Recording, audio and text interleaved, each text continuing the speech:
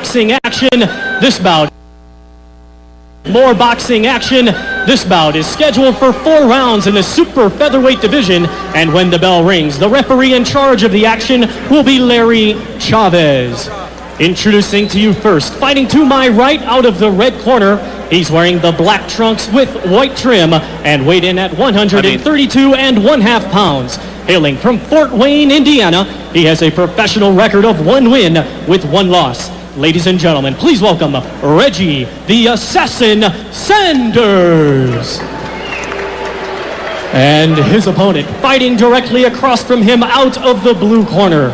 He's wearing the gold trunks with the black lettering and weighed in at 131 pounds. Hailing from Grand Rapids, Michigan, he earned a bronze medal representing the United States at the 1996 Olympics in Atlanta, Georgia. And now, as a professional, he has 1 win with no losses. That win coming by way of knockout. Ladies and gentlemen, please welcome Pretty Boy Floyd Mayweather. Once again, here's your referee, Larry Chavez, now to give the instructions. Yeah, we went over you guys' instructions in the dressing rooms earlier. Did both of you understand them fully? Do either one of you have any questions? I want a good, clean fight from both of you. Listen to me at all times. All right? Touch gloves now. Good luck to both of you. There is Reggie Sanders from Fort Wayne, Indiana, 1-1 on his pro career. And Floyd Mayweather Jr. His father, Floyd Mayweather Sr., serving a 5.5-year prison term at a federal prison in Milan, Michigan. Welterweight contender in the 70s and 80s, convicted in 1993 of drug trafficking. And when Floyd Jr. was a kid, his father used to put him on his shoulders and help him hit the speed bag. He says, when my dad comes out of jail, I'll be there for him. I'll put him on my shoulders and make him a better life so he doesn't have to eat bologna sandwiches the rest of his life. Not that there's anything wrong with bologna. No, but exclusively it's not good.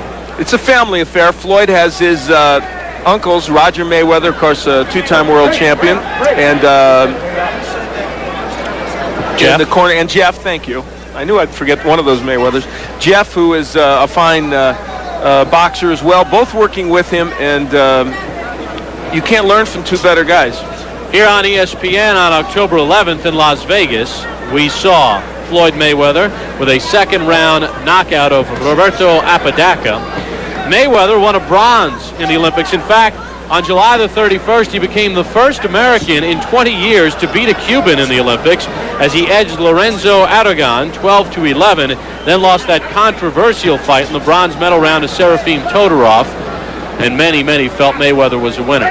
Yeah, I thought he won that bout, and I thought Floyd Mayweather could have easily emerged as the boxer to win the Val Barker trophy in that Olympic tournament. You know, in his first pro fight, Apodaca landed only 2 punches against him. It was a short-lived fight, but he literally landed only 2 punches.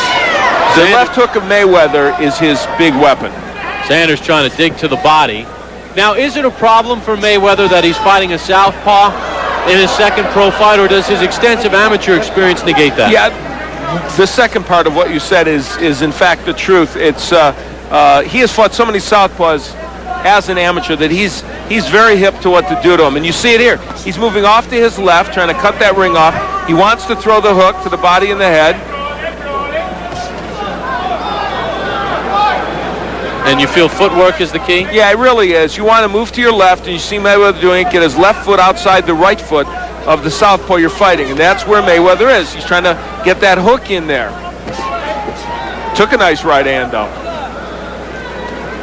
Has not been a bad first round for Reggie Sanders. Mayweather can strike quickly. He's got a lot of power at this weight.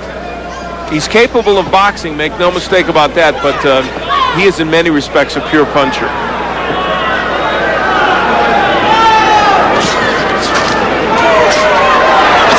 Mayweather hooking to the body. Sanders got caught up in the ropes there, and Mayweather took a little advantage of it by landing a couple of shots. Round number 1 coming to an end. This one is scheduled for 4. Floyd Mayweather Jr. against Reggie Sanders on ESPN.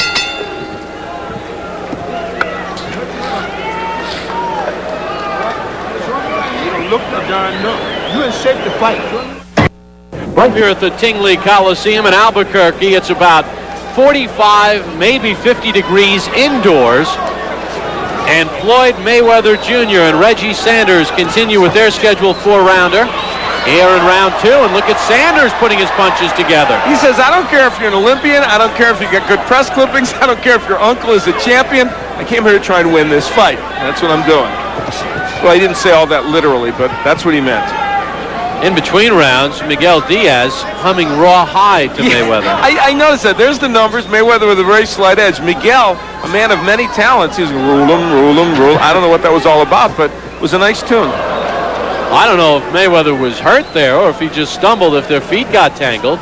But so far, Sanders controlling the action here in round 2. He really is. He's going after Floyd Mayweather and landing some body shots and not allowing Mayweather to get his punches off. Now, the danger in doing that is Mayweather's a very good counterpuncher. There's an example. And you could walk right into something and it would be lights out.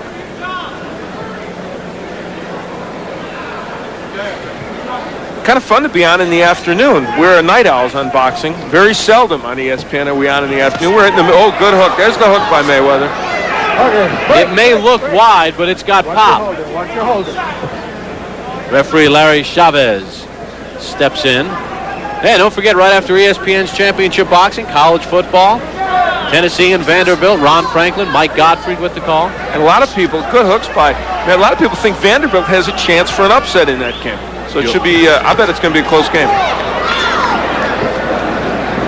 And Sanders continuing to press Mayweather. But now Mayweather's starting to get some of his power shots in. There, that right hand and the hook. That's the combination punching of Floyd Mayweather. We saw evidence of it at the Olympics and, of course, in his first fight against Apodaca, when he threw 35 punches per round and landed 49% of his punches, 69% of his power shots.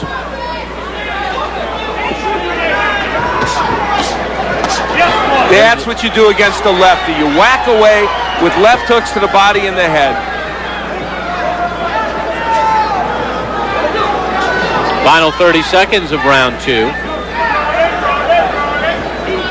And I wouldn't be a bit surprised if Jeff, who is still an active boxer, gets in and is very adept at switching, spars with Floyd and gets in there and works as the lefty when they're facing a lefty. Final seconds of round 2, scheduled for 4. Floyd Mayweather and Reggie Sanders on ESPN. Round number 3 underway in Albuquerque. Bob Papa along with Al Bernstein on ESPN's Championship Boxing. Floyd Mayweather, a bronze medalist in the '96 Olympics, taking on Reggie Sanders. And so far, Al Sanders has not backed down from the high-profile Olympian. No, he really came after him in the second round, but Floyd Mayweather reacting very, very well, counterpunched extremely well, and had himself a very good second round. And this will give us an indication of how well Mayweather did in round 2. Landing right at that 49%, which is exactly what he landed in his first pro fight overall. Nice to see Bob Canobio and Logan Hobson from Punch Profile make it here to Albuquerque. Of course, they worked last night's show on the Deuce in Roanoke, and they made it here with time to spare. Driving through winding roads in the Ozarks to get to an airplane, this is what I call dedication. Or possibly insanity, I'm not sure which. Sanders giving Mayweather enough movement to negate Mayweather's jab.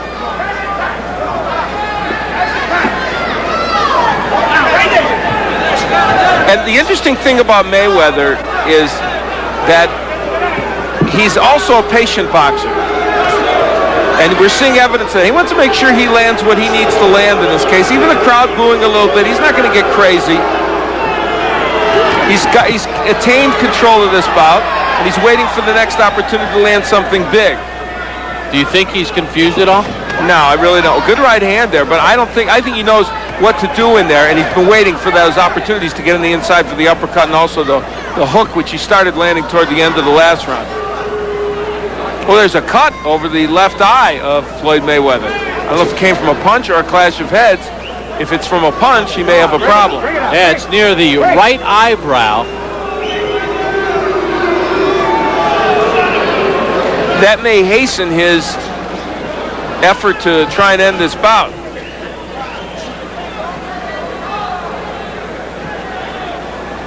And now Reggie Sanders doing a pretty good job of making himself a target Mayweather can't hit.